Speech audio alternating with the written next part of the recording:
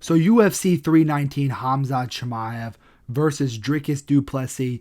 It's probably the most anticipated fight of the year, and for good reason.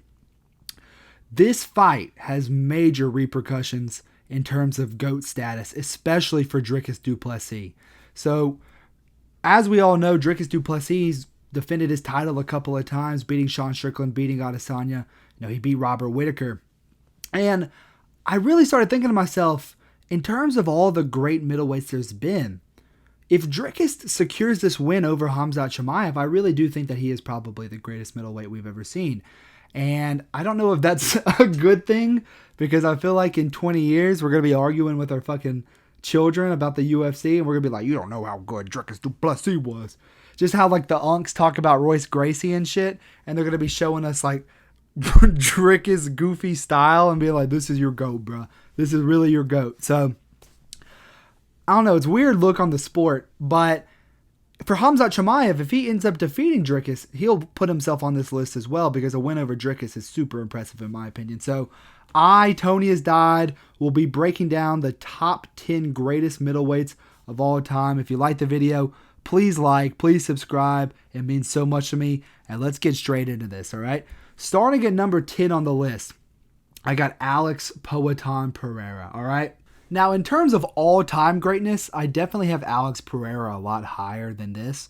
I mean, in the light heavyweight division, I think he's probably the second or third best. There's an argument that he's better than DC all the time. But in the UFC, he has 5 fights at middleweight, all right? And 2 of those wins are over GOATs of the division in Sean Strickland and in Israel Adesanya. Now, the Adesanya fight was super impressive because it was a comeback fight where, he was losing and he got the finish in the 5th round. It was a weird stoppage, but his middleweight run really secured his status as a superstar in the sport of MMA. His win over Strickland aged beautifully.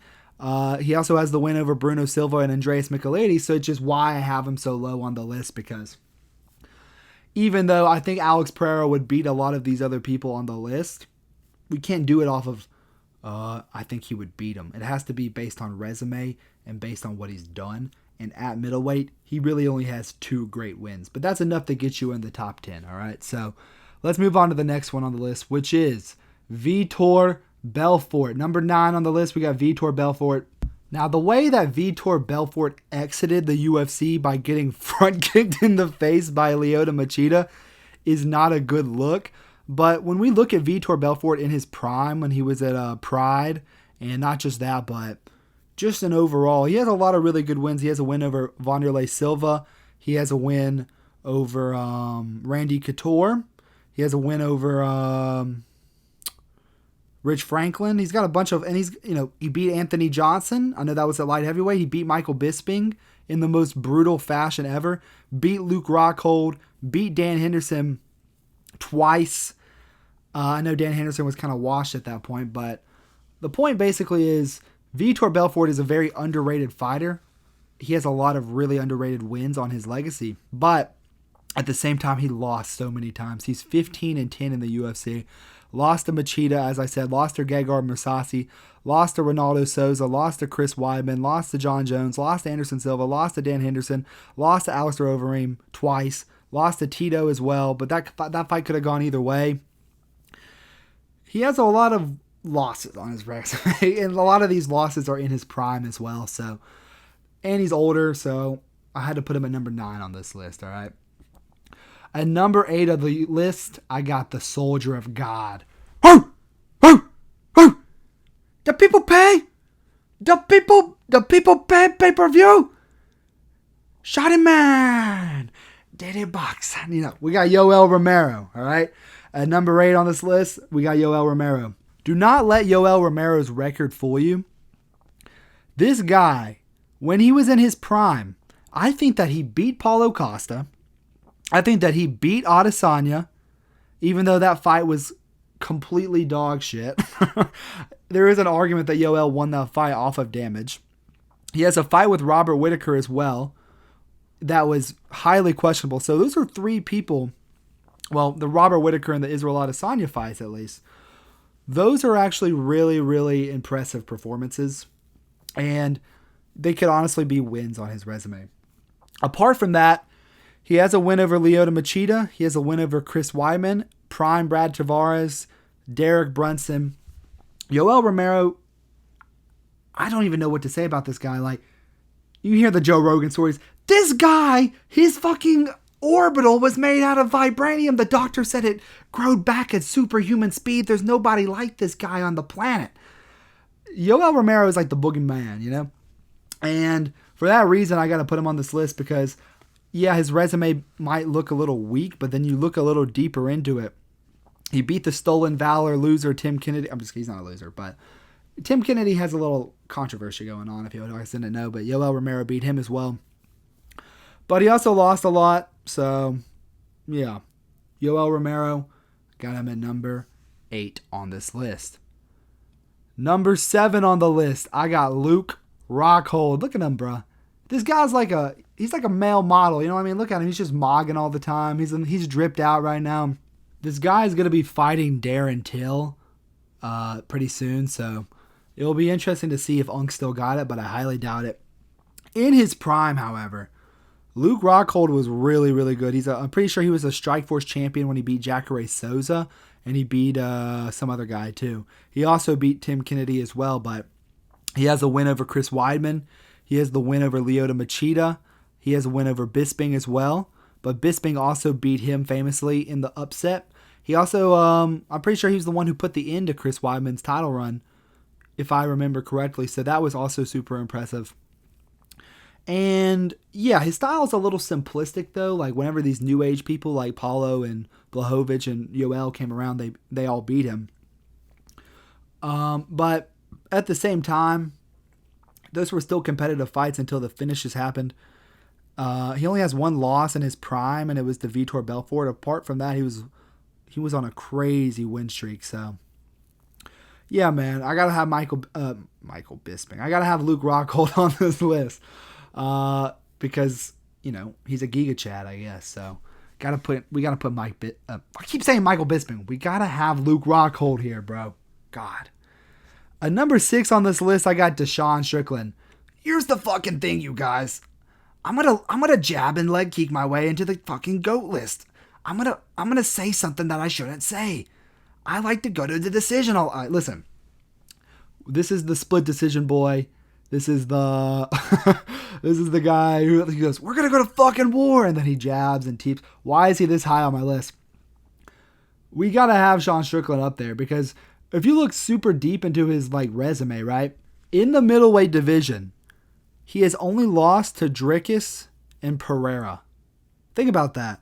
The fight with Cannonier, I honestly scored it for Cannonier, but that fight could have gone either way. A lot of people say that fight's a robbery, but if you take away the Cannonier loss, this guy's only losses at middleweight are to Alex Pereira and Dricus.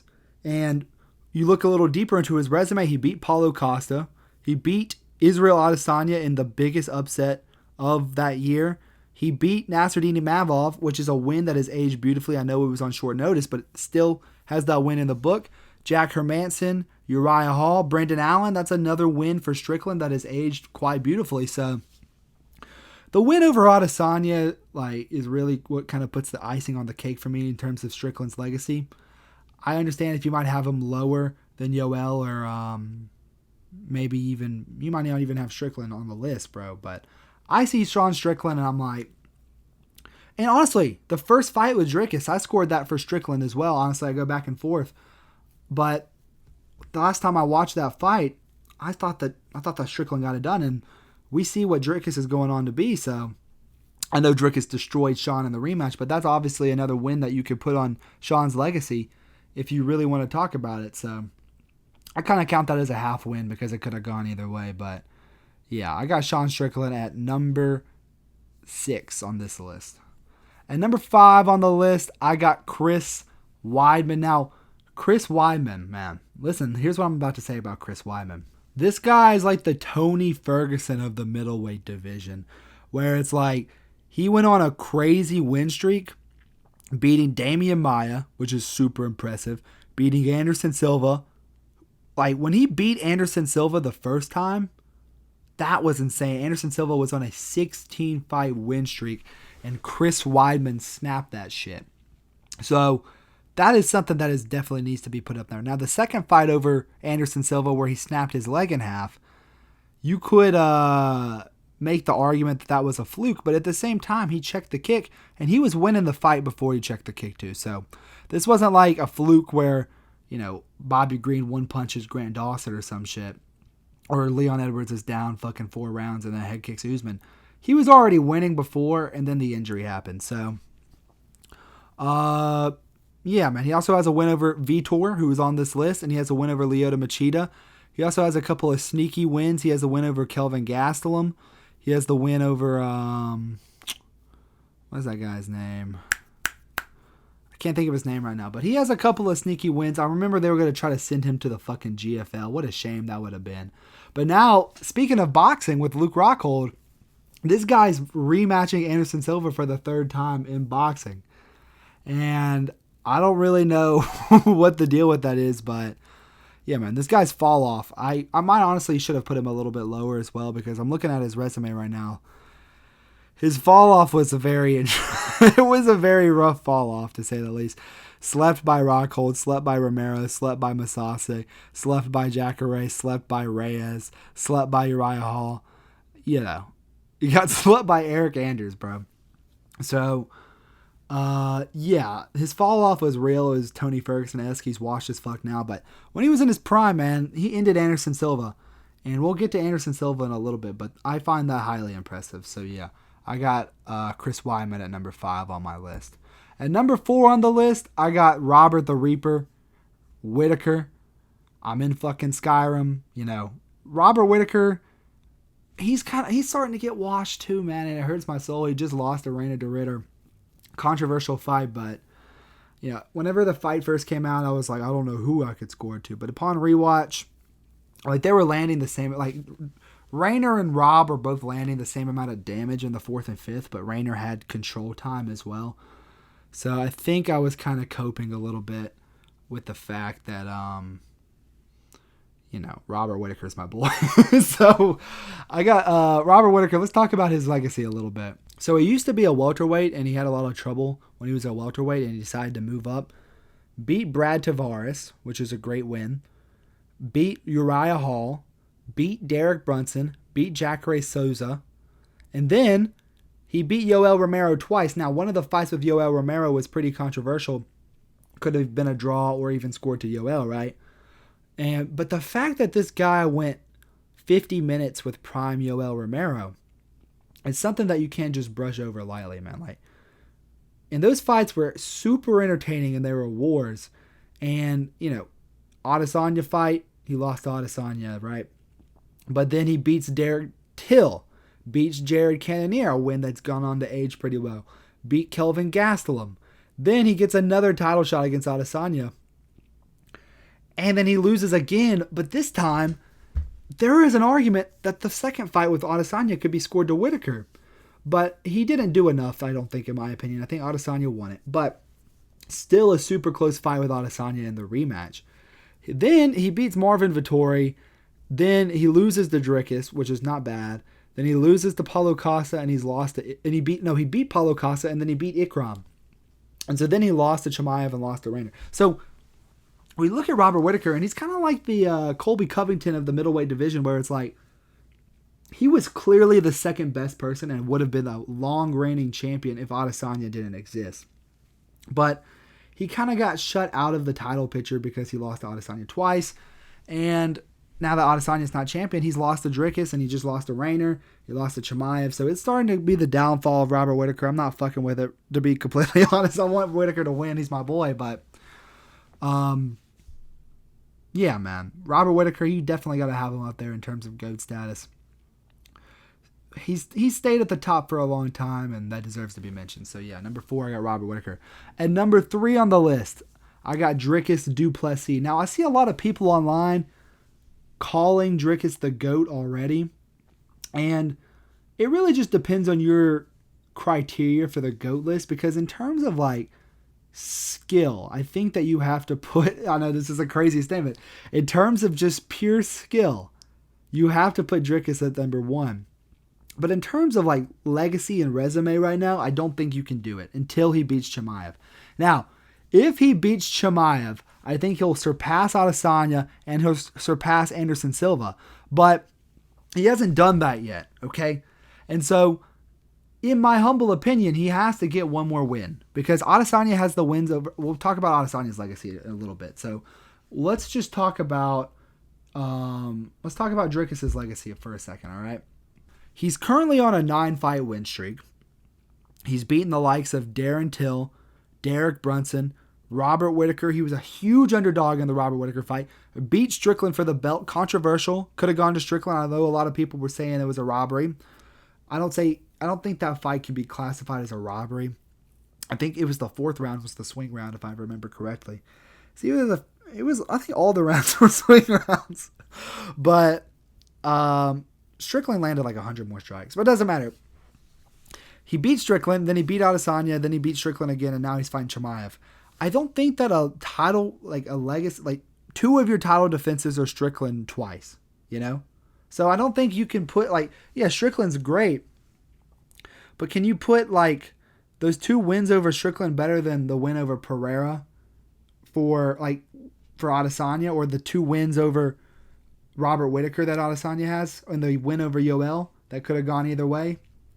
I don't think you can put Dricus higher than Adesanya yet, and I don't think you can put him higher than Anderson Silva yet, but beating 10-fight win streak Khamzat Chimaev, I definitely think you can put Dricus higher than both of these guys. Because let's get on to the second, number 2 on my list, which is Israel Adesanya, right? When we look at the title run that Adesanya had, now, I will say this, he did have like Dana White privilege and was getting infinite title shot glitch over and over again, which was kind of annoying. But he beat Kelvin Gastelum for the interim belt. He beat Anderson Silva. I know it was washed Silva, but I don't think that yeah, he beat a washed version of Anderson Silva. I don't think that just counts for nothing. You know what I mean? Like, he still showed that he would be like stylistically problematic for Anderson Silva in that fight. Beat Derek Brunson, beat Brad Tavares, beat Marvin Vettori, beat Rob Wilkinson. If you don't know who Rob Wilkinson is, he actually went on to be the PFL champ. I actually feel bad for Rob Wilkinson. I'm about to go on a spiel about Rob Wilkinson, but he actually... Let's not talk about Rob Wilkinson. Let's talk about Adesanya. I'm getting sidetracked here, but he wins the belt against Robert Whittaker, knocking him out. Then he has the most boring-ass fight of all time against Yoel Romero. I thought Yoel won, but it could have gone either way. Then he beats Paulo Costa by knocking him out. Then he lost to Jan Blachowicz. I'm not sure why. So this is like the infinite title shot glitch I was talking about, where he gets a light heavyweight. Like, you go to a split decision with fucking Yoel Romero and have a close fight with Kelvin Gastelum and you get to become double champ. I don't think so, but Blachowicz beats Adesanya, right? That's what Blachowicz does. He beats middleweights, but then he beats Marvin Vettori, he beats Robert Whittaker, he beats Cannonier, and then he beats Alex Pereira. Now, he lost to Alex Pereira as well, but he was winning that fight up until the finish, so I'm going to count it, obviously, towards Alex Pereira, but I will give Izzy some leniency because he was winning that fight until he didn't, right? And now he's on a 3-fight skid. So we look at Adesanya's legacy and resume, and I think that it stacks up pretty comparably to Anderson Silva and Dricus, but I do think that the win over Pereira in brutal knockout of the year, I think that the win over Pereira, the wins over Whittaker, and the win over Yoel Romero, even though it could have gone either way, and the win over fucking Anderson Silva, even though it was washed Silva, you still have to count it for something. I think that is a little bit better than what Dricus has done. I think Dricus has higher quality with his win over Adesanya and his win over Whittaker, but I think that Adesanya has good quality and quantity. So I got to put Adesanya at number 2 on the list. Dricus, if he beats Khamzat this weekend, I think he definitely surpasses him, though. So he is a little overrated in terms of GOAT status. Now, when I hit 10,000 subscribers, I'm going to do a GOAT video, and I'm going to have Izzy and Anderson Silva a little bit lower than most people. I don't really think in terms of all-time greatness, they're up there.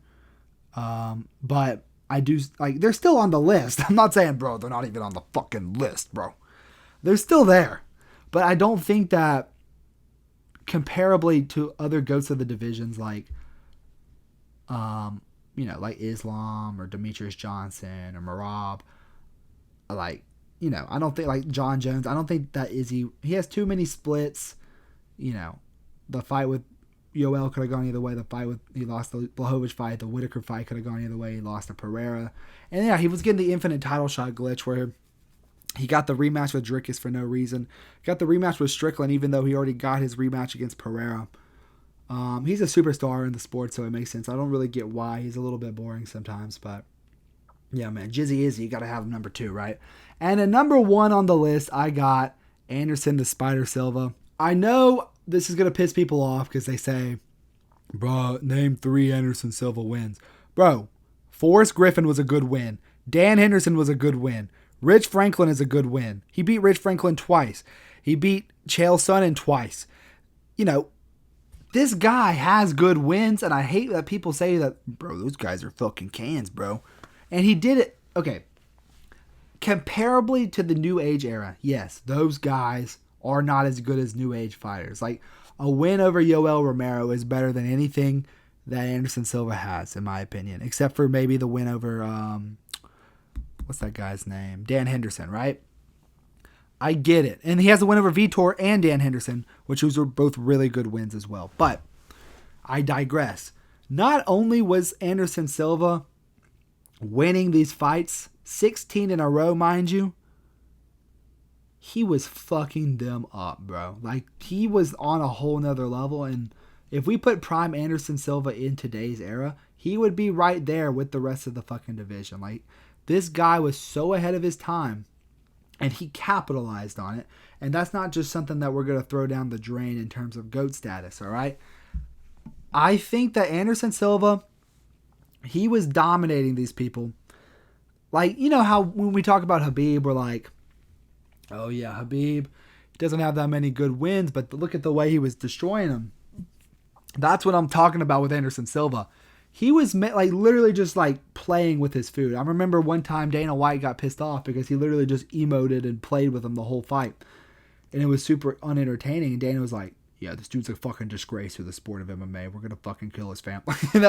But he made people look easy back then. I know it's a bunch of like janitors and shit, bro. But the way, like, some of these people are actually have good wins, like Vitor, like Dan Henderson, like Chael Sonnen, Stephan Bonner.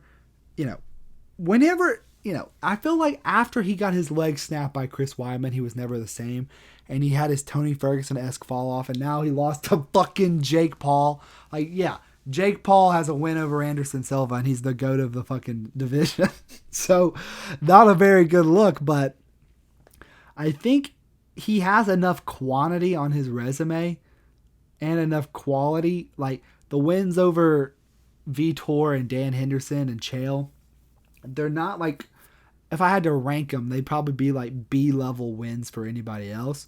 But he has so many other wins that you have to have him at number 1, all right? Like, unless Dricus beats Chimaev this weekend in dominant fashion, I really don't think there's an argument to put anybody else above Anderson Silva.